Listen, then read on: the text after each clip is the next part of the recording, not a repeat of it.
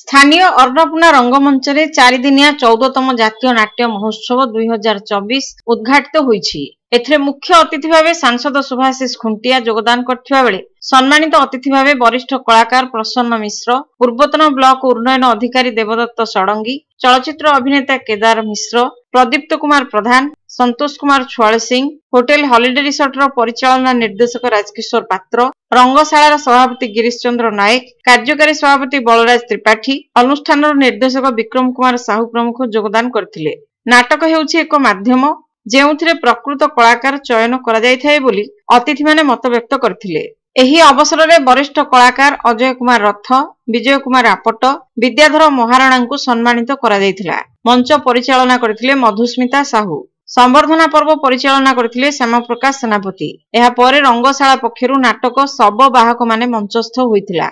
नाटकर विषय वस्तु थिला धरापृष्ठरे आज आउ मनीष नाहंती, केवल शब, मनीषत्व नाही। 6x3 माटी तळे पोता होई जाईछि। समस्ते शब पालटी जाइछंती, केही बाहक हेबाकू चाहुनांती। कहिबाकू गले समय एते परिमाण रे बदली जाईछि जे वर्तमान सामाजिक प्रथा कुप्रथारे परिणत होईछि। कुप्रथा प्रथा होई जाईछि। पारंपरिकतारु मुक्ति पई ठीक जेपरी प्रगतिशील स्रष्टा करे ठीक सेमिति परिवेशर सम्मुखीन होइछंती सब बाहक माने। हठात एक निर्जन स्थान रे भीषण वर्षा, झड़, घड़घड़ी आरंभ होई जाए। संध्या क्रमशः तमसी राति रे रूपायित होइथाय। जण जण करी बाट भुला माने एकाठी हुअंती एक अंधार जराजीर्ण गृहरे।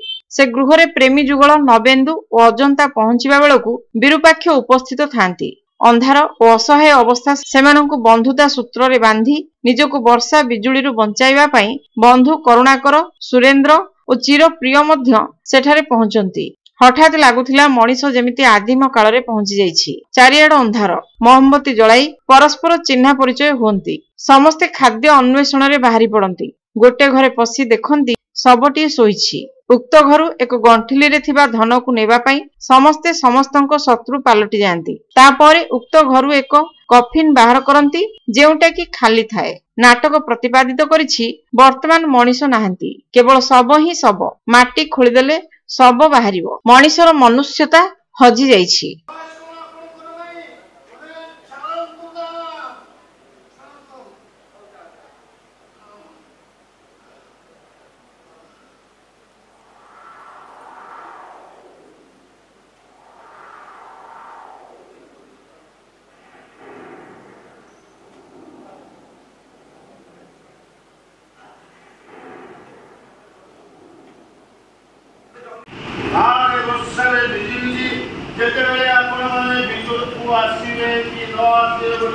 चिंता करुले अरे मुई तो सेटाले आपण माने निमंत्रण करी ए घर भीतर डाकी आनी सेठ कोन हेला मानित हेला जे मनीष निच्छक मनीष बंधुता थारो शत्रुता हारो सलात करथुली आपण एठू डाकी आनी बोली आपण कोन बंधु आपण तो घर मालिक नंदी पत्र मंत्र करी जा पाइबा हार कंठस्वर एते कोमल तेरे से देखवा केते सुंदर न होइतो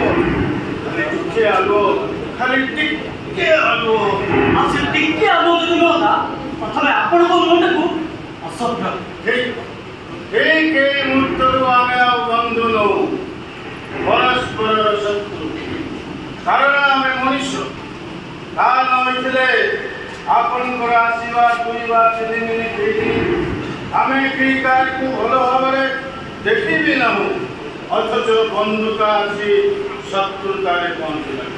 देखो हमर कथा न भलो हो।